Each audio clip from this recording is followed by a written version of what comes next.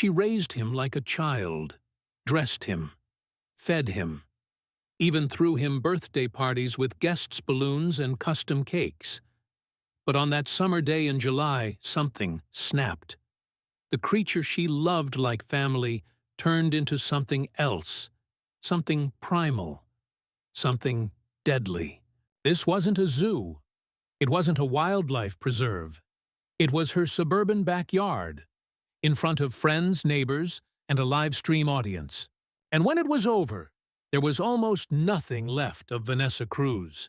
Welcome to Animal Story, your go-to place for true gripping animal tales that reveal the terrifying truth behind exotic pet ownership.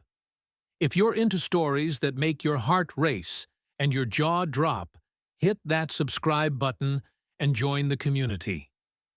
Because this is how it all began. Vanessa Cruz was living the dream, at least from the outside looking in. She was 34, stylish, independent, and had built a thriving online presence from the comfort of her home in Austin, Texas. But it wasn't fashion hauls or cooking videos that earned her over 800,000 followers. No, Vanessa was famous for something else entirely. His name was Milo. Milo wasn't her son, not biologically anyway. He wasn't even human. He was a chimpanzee. Vanessa said she rescued Milo from a shady exotic animal breeder in Mississippi when he was just 2 years old. Back then, he was small, awkward, and downright adorable. To most, he was a baby animal. To Vanessa, he was her miracle. She didn't just raise Milo, she parented him. She dressed him in little overalls and sneakers, taught him how to sit at the table, how to brush his teeth, how to pose for selfies. He had his own Instagram account, his own merchandise, even his own room complete with a twin bed, stuffed animals, and a closet full of matching outfits. Every year, she threw him a birthday bash that could rival most kid parties, decorations, cakes, and yes, guests. In one interview, she famously said, "Milo isn't a pet. He's my son." And for a while it worked. Her fans were obsessed. They called her videos Planet of the Apes, but cute. They tuned in to watch Milo eat breakfast, play with puzzles, or clap along to nursery rhymes. Vanessa's feed was pure internet gold. But her friends, they weren't as charmed. Some of them saw it for what it really was, obsession. She wasn't just close to Milo. She needed him. When her parents voiced concern, she cut them off. When her best friend asked about Milo's future, she ghosted her. Vanessa wasn't raising a chimp. She was building a fantasy. And like all fantasies, cracks began to show. Neighbors started complaining. At first it was small things, Milo glaring through the fence at strangers or screeches in the dead of night. But over time, the complaints became more serious. Someone heard glass shattering. Another claimed Milo escaped once roaming the backyard rooftops with a rake. Most people were just scared, but no one said anything, because Vanessa made them believe it was under control. Deep down, even she believed it. She told herself love was enough. That Milo could be tamed by affection, shaped by routine, soothed by cupcakes and cuddles. But Milo wasn't born in a nursery. He didn't grow up in daycare. He was born wild. And though he wasn't raised by other chimps, the wild still lived in him. A close friend once whispered, "She treats him like a toddler. But he's just wearing a mask. He's not tame. He never was." The people closest to Vanessa started stepping back. The warning signs were there. The tension was growing. But she didn't listen. She thought she was building a family. In truth, she was lighting a fuse. And it was only a matter of time before it exploded. From the outside, everything still looked perfect. Vanessa Cruz's social media was full of sunshine. Milo giving her kisses. Milo clapping to pop songs. Milo cuddling in a tiny hoodie with the caption, "Just another cozy night with my baby." To her followers, it was adorable, sweet, wholesome. But behind the phone screen, things were getting darker. Milo wasn't a baby anymore. By the time he turned 7, he was over 140 pounds and stood more than 4 feet tall. His muscles thickened. His behavior started changing. He wasn't the floppy, giggling little chimp people remembered from year 2. He was strong, fast, unpredictable. And Vanessa, she was still trying to raise him like a toddler. The warning signs were impossible to ignore.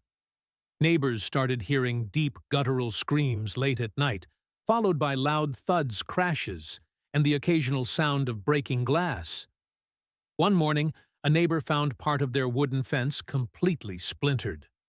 Milo had broken through. Twice. Animal control reports confirm he escaped into 2 different backyards. One time he was seen crouching on a roof with a stick pounding it against the gutters. And yet, Vanessa kept brushing it off. She laughed about it online, called it a tantrum or chimp drama. In one now-deleted post, she even joked Milo's just having a Monday. Same. But those close to her weren't laughing. A delivery driver reported that Milo lunged at him from inside the house, smashing his fists against the window when he dropped off a package.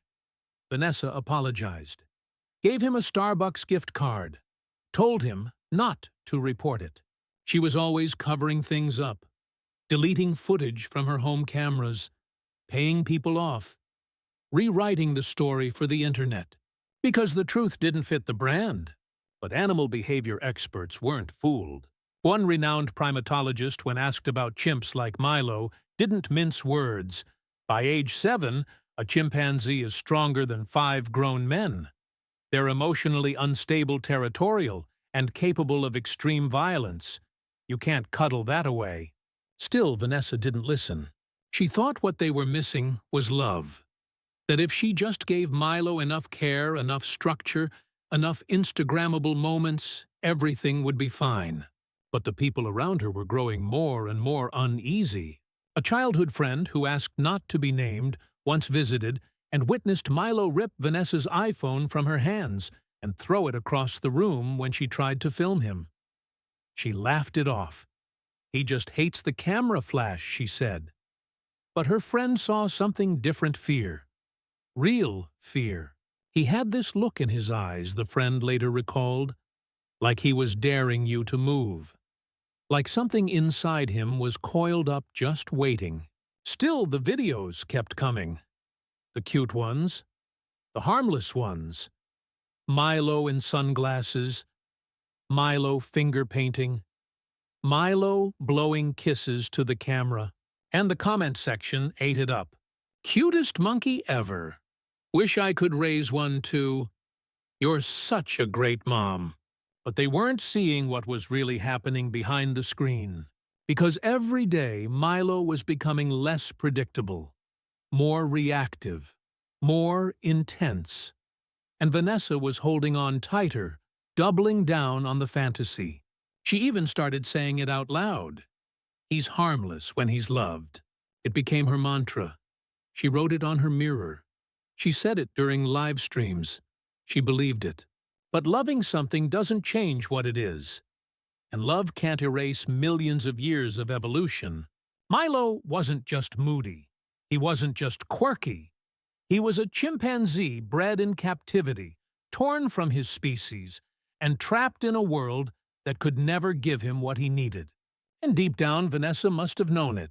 The nervous glances, the careful phrasing, the way she flinched just for a second when Milo moved too fast. The truth was, there hiding in plain sight. But Vanessa kept editing it out of the frame. And what no one realized, not her neighbors, not her fans, not even Vanessa herself, was that they were all watching a time bomb. A very cute, very well-dressed time bomb. Ticking down. By now, Vanessa Cruz wasn't just ignoring the warning signs. She was living in them. Her friends had stopped visiting. Her neighbors kept their distance. And Milo, he was no longer just moody. He was dangerous. But instead of facing that truth, Vanessa kept painting over it with captions and filters. Until one spring afternoon when the truth nearly came crashing down on her family. Vanessa had invited her younger cousin over with his two kids, ages 6 and 9, for what she called a Milo playdate. She told her cousin it would be fun, casual, educational. But what happened was anything but fun. The kids were tossing a small beach ball in the yard, laughing carefree. Milo sat nearby, at first munching on grapes, watching. But then one of the children accidentally threw the ball too close to him. In a split second, Milo lunged forward and grabbed Vanessa's cousin by the wrist. Hard. Then came the bite. The man screamed. Milo didn't let go until Vanessa ran in, shouting his name, waving a peanut butter sandwich to distract him. The bite was deep. It needed stitches. But Vanessa begged her cousin not to tell anyone. He was just startled, she insisted, tears in her eyes. He felt threatened. Please, don't report this. He's never done anything like that before. She paid the ER bill in full, deleted her backyard security footage, and 2 days later, she posted a video of Milo gently holding a teddy bear with the caption, "He just wants love like the rest of us." Behind the scenes, however, things were spiraling. The biting incident wasn't the only close call. There was the time Milo escaped through a second-story window. He'd figured out how to unlatch it, climbed down the roof, and for nearly 40 minutes, no one knew where he was. A neighbor found him crouched on top of their shed, pounding a garden rake against their bird feeder like a drum. When they tried to approach, Milo hissed. He bared his teeth. He pounded his fists on the metal roof. The neighbor called animal control. But before they arrived, Vanessa showed up barefoot, wild-eyed, holding a bag of grapes, and whispering his name like a desperate mother, calling for her runaway child. "Milo, baby, come on, let's go home." To everyone's shock, he climbed down. She walked him back to the house like nothing happened. The neighbor asked if she was going to report it. Vanessa just smiled and said he just needed some air. But the truth was getting harder to hide. People noticed scratches on her arms in new videos. Milo had started grabbing at her phone during live streams, swatting it out of her hands if she pointed it at him for too long. Once during a Q&A session, he shoved her hard enough that she stumbled off camera. She came back laughing. Oh, Milo just doesn't like the spotlight today. But the laugh was tight, forced, the kind of laugh that doesn't reach the eyes. A close friend later said, "You could see it." The fear. She was scared of him, but she couldn't admit it, not even to herself. And through it all, Vanessa kept repeating the same phrase, like a spell, like a shield. He's harmless when he's loved. She printed it on mugs, on T-shirts, made it her bio on every social media account. It was more than a motto. It was a lie she needed to believe. Because if she stopped believing it, she'd have to admit she was living with something she couldn't control. But love doesn't erase instinct. It doesn't rewrite evolution. Milo wasn't a misunderstood toddler. He was a wild animal locked in a house with a woman who thought she could mother it into submission. And every day that tension between love and nature fantasy and reality was stretching thinner and thinner. Vanessa thought she was taming the wild. But what she was really doing was testing how long it would let her live in denial. It was supposed to be a celebration. Vanessa Cruz had spent weeks planning it. The balloons, the cupcakes, the string lights, the custom banner that read, "Thank you, fam," hanging above her patio. Her YouTube channel had just passed 100,000 subscribers. This was her moment, her victory lap. And of course, Milo was at the center of it all. July 9th, 2022. It was a warm Saturday in Austin, the kind of summer day made for backyard gatherings. About 20 people showed up, close friends, local fans, a few fellow influencers. There was champagne in plastic flutes, a live stream set up on a tripod. And Milo. Milo was dressed in toddler khaki shorts and a little Hawaiian shirt with pineapples on it. He sat near the snack table nibbling on watermelon slices with his long fingers. People thought it was adorable. They took selfies. Some even asked if they could hug him. Vanessa beamed. This was what she lived for, being the center of attention with her baby by her side. At first, everything seemed fine, but then the music started. Loud pop hits thumping through a Bluetooth speaker.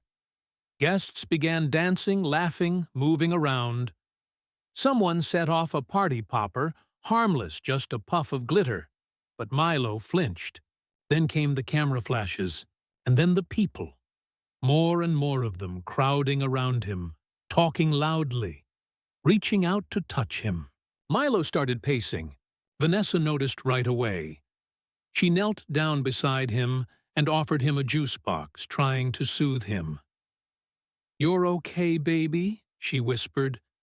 "Just breathe." But Milo wasn't breathing.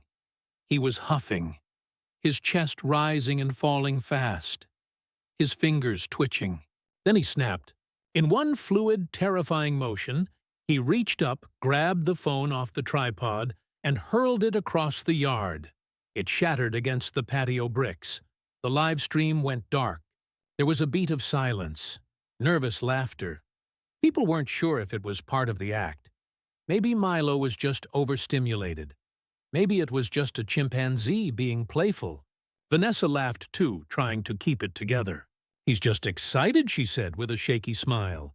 But what happened next was not excitement. It was violence. Milo lunged.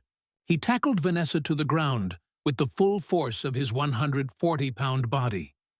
The sound of her skull hitting the stone patio was sharp and sickening. And then came the screaming. He bit her cheek first, then her neck.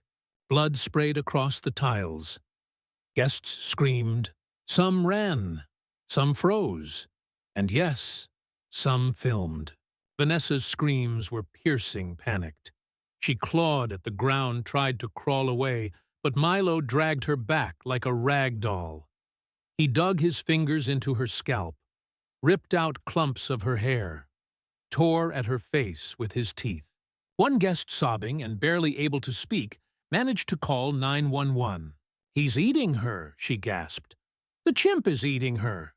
Oh my God, there's blood everywhere.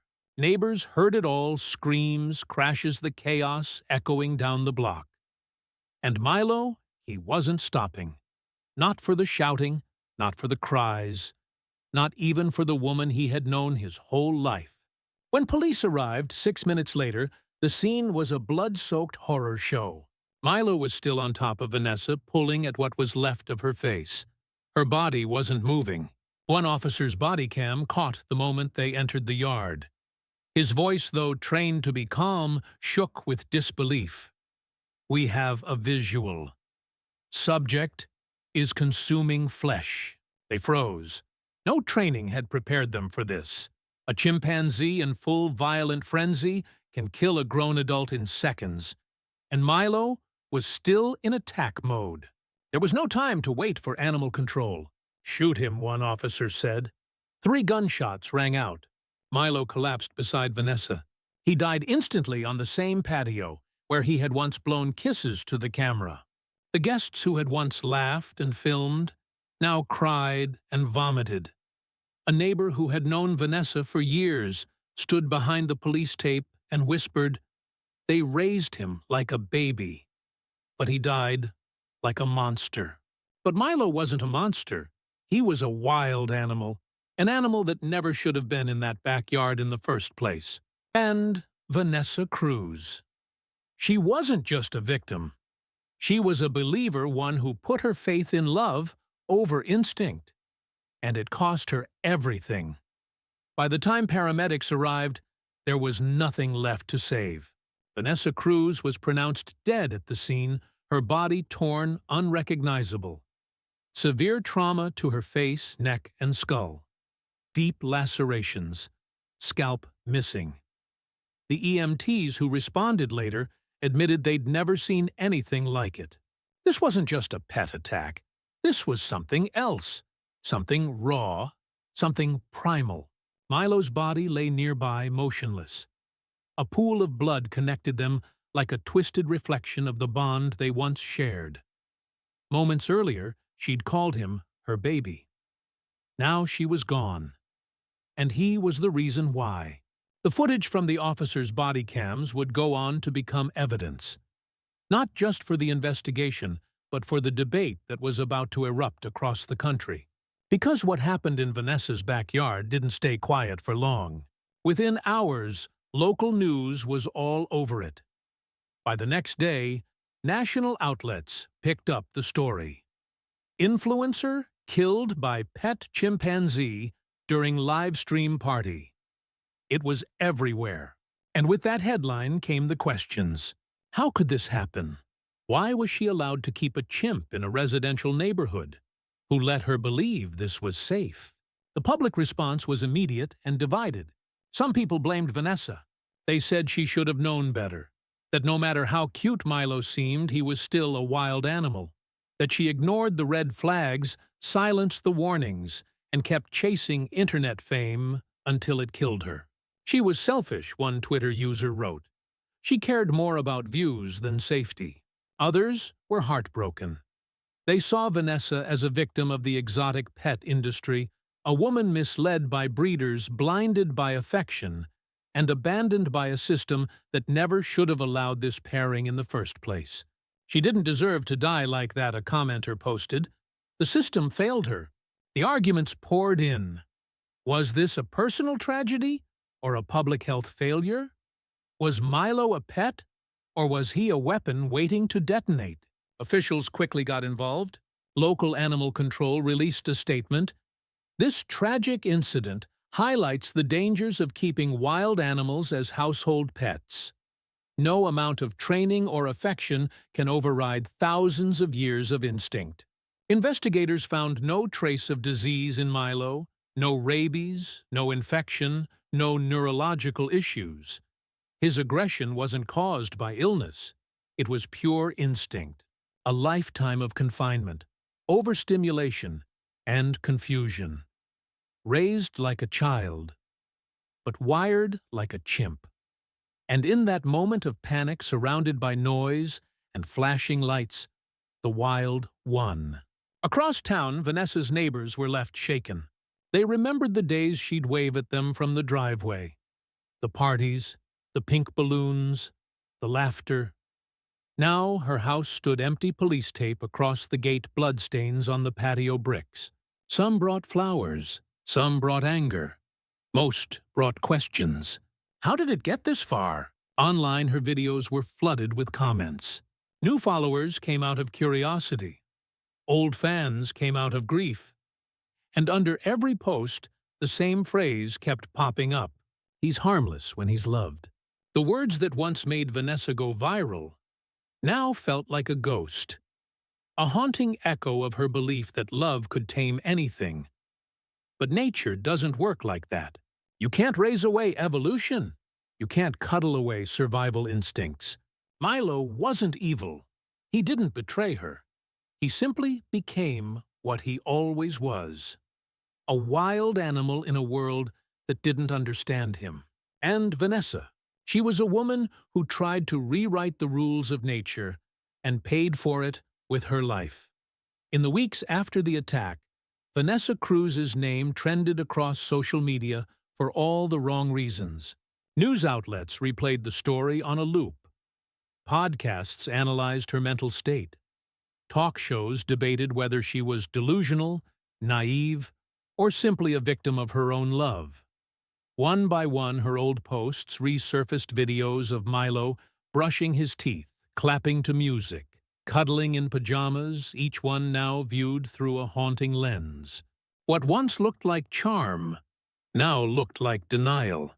And in the middle of it all, people asked the same question. Why was she allowed to keep a chimpanzee in her home at all? The public outcry was loud and relentless. Local lawmakers proposed new ordinances banning the private ownership of non-human primates. Animal rights groups released statements. Wildlife experts appeared on morning shows explaining what Vanessa had never wanted to believe. Chimpanzees are not pets. No matter how cute they are not meant to live in homes wear clothes, or be paraded around on social media. They are wild animals. Period. But for many, it was too little, too late. Because the truth is, Vanessa's story isn't one of a single mistake. It's a slow-motion tragedy built on years of small decisions, of red flags ignored, of instincts suppressed, of a woman trying to fill a void with something that could never be tamed.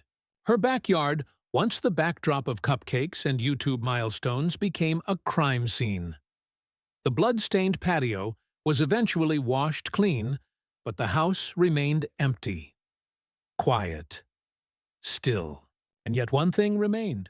On the front gate, faded from the sun, a small wooden sign Vanessa once hung with pride still swayed in the breeze. Love lives here, but what lived there was something else, something far more dangerous. The legacy of Vanessa Cruz is complicated. Some see her as a reckless influencer chasing fame at the expense of common sense. Others see her as a woman who deeply loved a creature the world told her not to. But whether you see her as hero, fool, or victim, one truth remains. She believed love could change nature, and she was wrong. Milo wasn't a monster. He was a wild animal ripped from his species, raised in an unnatural world, expected to behave like something he wasn't. And in the end, he broke. Not because he wanted to, but because that's what wild things do when pushed too far. Vanessa's death wasn't just a personal loss. It was a wake-up call, a reminder that some boundaries are not meant to be crossed, that no amount of affection, attention, or applause can rewrite biology, that dressing something in a hoodie doesn't make it safe. It makes it dangerous in disguise. So now we ask you, do you think exotic animals should ever be kept as pets? Was Vanessa to blame for what happened? Or was she just another victim of the exotic pet trade? And how far is too far when love blinds us to reality? Drop your thoughts in the comments. We want to hear from you. And if this story struck a nerve, if it made you think twice, please share it. Someone out there is watching cute animal videos right now, thinking they could do the same thing Vanessa did. Maybe your share could save a life. Subscribe to Animal Story for more true gripping and sometimes heartbreaking tales that remind us nature isn't something to tame. It's something to respect. Until next time, stay safe, stay smart, and remember, wild animals don't belong in living rooms. They belong in the wild.